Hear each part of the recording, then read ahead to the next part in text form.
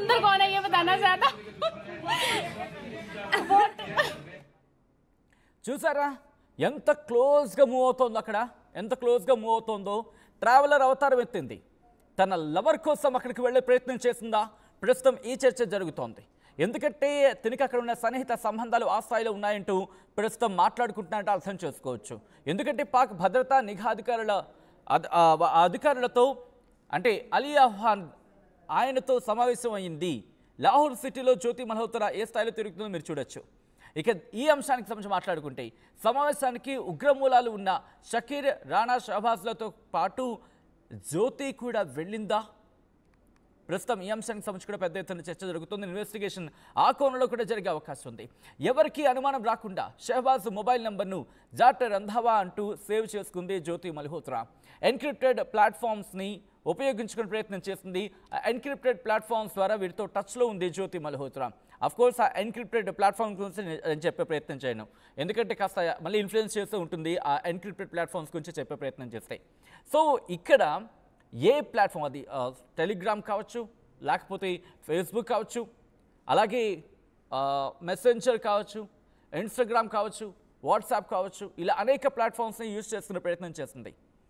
ఇక్కడ ఆ సీక్వెన్స్ చూస్తే తన పాకిస్తాన్ వెళ్ళడం, పాకిస్తాన్ నుంచి వచ్చిన తర్వాత మళ్ళీ మన దగ్గర అంటే భారత్లో టూర్ చేయడం, టూర్ చేసిన తర్వాత టూర్ చేసిన కొద్ది రోజుల వ్యవధిలోని మళ్ళీ ఈ ప్రమాదం జరగడం, ఈ ప్రమాదం కాదు ఘాతుకం జరగడం. ఆ ఘాతుకం జరిగిన తర్వాత ఆ డానిష్ అనే వ్యక్తి కొద్ది రోజులకి ఆ డానిష్ అనే వ్యక్తిని ఈ డానిష్ అనే వ్యక్తిని మన భద్రతా బలగాలు, మరి ముఖ్యంగా మన ఇంటెలిజెన్స్ అధికారులు ఇన్ఫాక్ట్ ఆధీనంలోకి తీసుకోవడం, అతగాన్ని ఆ తర్వాత ఇక్కడి నుంచి వెళ్ళిపోమని చెప్పి ఆదేశించడం. ఆ తర్వాత పరిణామాలు చూస్తుంటే ఆ డానిష్ అనే వ్యక్తికి సంబంధించి కూపీలాగే ప్రయత్నం చేసినప్పుడు ఈ జ్యోతి మల్హోత్రా పేరు బయటకు వచ్చింది. జ్యోతి మల్హోత్రాకి సంబంధించి మాట్లాడుకున్న సందర్భంలో ఈ జ్యోతి మల్హోత్రా ఇంకొక 6 స్పై ఏజెంట్స్గా ఏర్పాటు చేసుకుంది అనే చర్చ జరుగుతోంది. ఆ 6 ఎక్కడున్నారు అనేది ప్రస్తుతం చాలా ఇంట్రెస్టింగ్ ఉండబోతోంది. ప్రస్తుతం ఈ 6 గురించి పోలీసుల వేట కొనసాగుతోంది. ఈ 6 పాటు ఇంకా ఎంతమంది టచ్లో ఉంది? కేవలం తను యూట్యూబర్ గురించి మాట్లాడుకుంటున్నాం. రిమెంబర్, తనకి యూట్యూబ్లో ఉంది తక్కువ మంది ఫాలోవర్స్. బట్ వెరాజ్ కంపేర్ ఫేస్బుక్లో చూసుకుంటే దాదాపుగా 10 లక్షలకు పైగా తనకి ఫాలోవర్స్ ఉన్నారు. సో వీటన్నిటిని యూజ్ చేసుకునే ప్రయత్నం చేస్తున్నారు. ఫాలోవర్స్ని తన స్పై ఏజెంట్స్గా మార్చుకునే ప్రయత్నమో లేకపోతే ఏమార్చే ప్రయత్నమో చేస్తుంది. వారి నుంచి ఇన్ఫర్మేషన్ సంపాదించే ప్రయత్నం చేస్తుంది.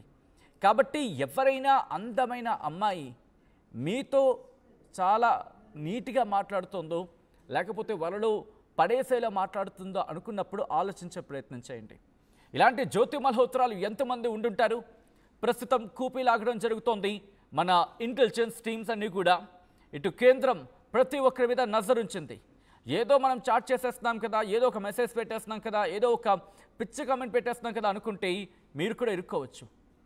బహుశా మీకు ఆ ఇంట్రెస్ట్ కానీ లేకపోతే అటువంటి ఇంట్రెస్ట్లు ఏమైనా ఉన్నాయనుకోండి, ఇక మీరు బతికి బట్టకట్టే అవకాశం ఇక్కడ ఉండదు, జైల్లోనే ఉండాల్సి ఉంటుంది. ఎందుకంటే ప్రస్తుతం జ్యోతిని అరెస్ట్ చేశారు. అరెస్ట్ చేసి ప్రస్తుతం జైలుకి తరలించారు. జ్యోతితో ఎవరెవరికి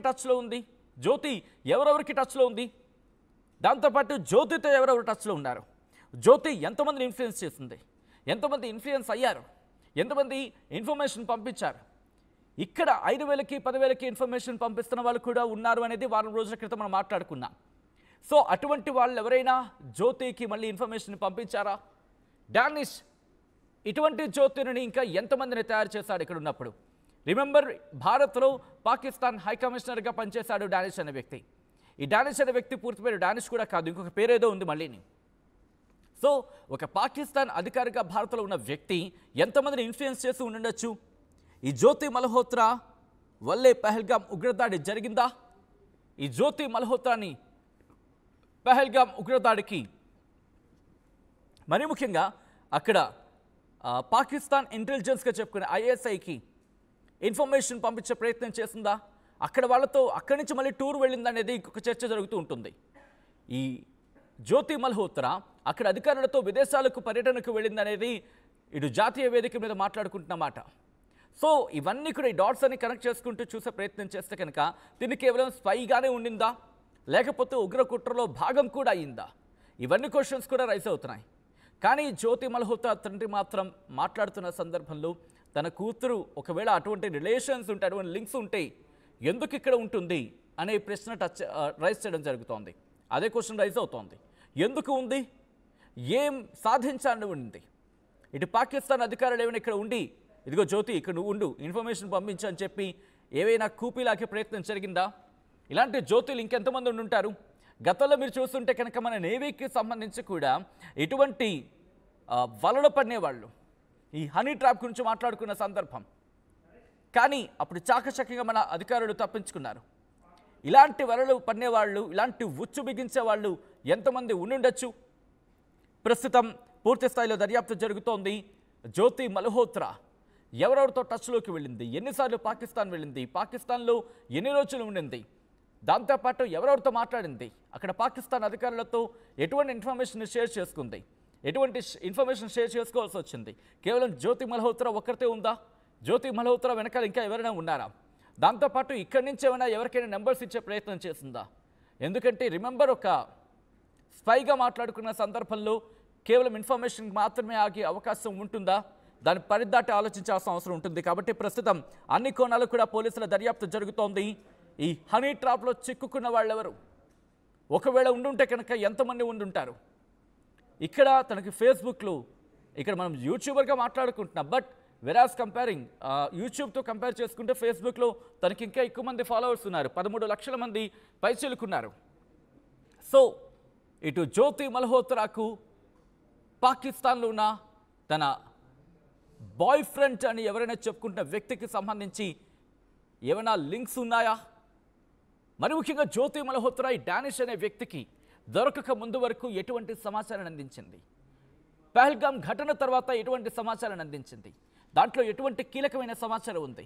ఎవరెవరితో మాట్లాడింది, ఎందుకు మాట్లాడింది, ఎప్పుడు మాట్లాడింది, ఎలా మాట్లాడింది, ఏ విధంగా మాట్లాడింది, ఎంతమందితో మాట్లాడింది, ఎందుకు మాట్లాడాల్సి వచ్చింది? అనేకమైన ప్రశ్నలు ఇప్పుడు తలెత్తుతున్నాయి. ఇన్వెస్టిగేషన్ కూడా అంతే స్థాయిలో, అదే తీరున, అంతే లోతుగా జరుగుతోంది. జ్యోతి మల్హోత్రా ఇప్పుడు కట్టకట్టాలో లెక్కబడుతోంది. ఆ కట్టకట్టాల వెనుక కట్టకట్టలాడిపోతోంది. ఇప్పుడు జ్యోతి మల్హోత్రా గురించి యావత్ భారతంలో చర్చ జరుగుతోంది. సో ఇప్పుడు ఏం జరిగే అవకాశం ఉంది?